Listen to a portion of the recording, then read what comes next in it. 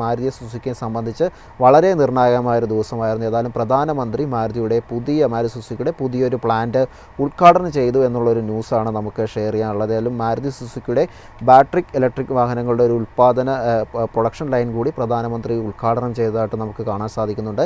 ഇതേ തുടർന്ന് തന്നെ ഇനി ഈ വിത്താര ഇലക്ട്രോണിക് വാഹനങ്ങൾ 100-ലധികം രാജ്യങ്ങളിലോട്ടായിരിക്കും മാരുതി സുസുക്കിക്ക് എക്സ്പോർട്ട് ചെയ്യാൻ സാധിക്കുക എന്നാണ് നമുക്ക് മനസ്സിലാക്കാൻ സാധിക്കുന്നത്. മാത്രമല്ല ടൊഷീബ, ഡെൻസോ, സുസുക്കി എന്നീ 3 കമ്പനികളുടെ ഒരു സംയുക്ത സംരംഭമായി TDS ലിഥിയം അയൺ ബാറ്ററി പ്ലാന്റും പ്രധാനമന്ത്രി ഉദ്ഘാടനം ചെയ്തിട്ടുണ്ട് എന്നാണ് മനസ്സിലാക്കാൻ സാധിക്കുന്നത്.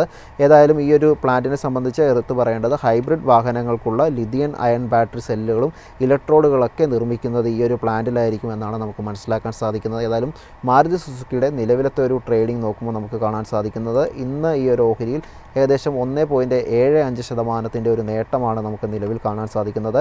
ഏതായാലും ഇന്നത്തെ ഒരു ട്രേഡിംഗ് നോക്കുമ്പോൾ എടുത്തു പറയേണ്ട മറ്റൊരു കാര്യമെന്ന് പറയുന്നത് സ്റ്റോക്ക് നിലവിൽ ഇന്നൊരു ഓൾ ടൈം ഹൈ കൂടി ക്രിയേറ്റ് ചെയ്തുകൊണ്ടാണ് ഇന്ന് മാരുതി സുസുക്കി ട്രേഡ് ചെയ്യുന്നതെന്നാണ് മനസ്സിലാക്കാൻ സാധിക്കുന്നത്.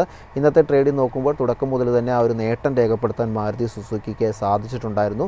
നമുക്ക് ഈ ഒരു മാസത്തെ ട്രേഡിംഗ് നോക്കുമ്പോൾ നിലവിൽ കാണാൻ സാധിക്കുന്ന ഓൾമോസ്റ്റ് ഒരു 18% ഒരു നേട്ടം ഓൾറെഡി മാരുതി സുസുക്കിക്ക് ഈ ഒരു മാസം രേഖപ്പെടുത്താൻ സാധിച്ചിട്ടുണ്ടെന്നാണ് മനസ്സിലാക്കാൻ സാധിക്കുന്നത്.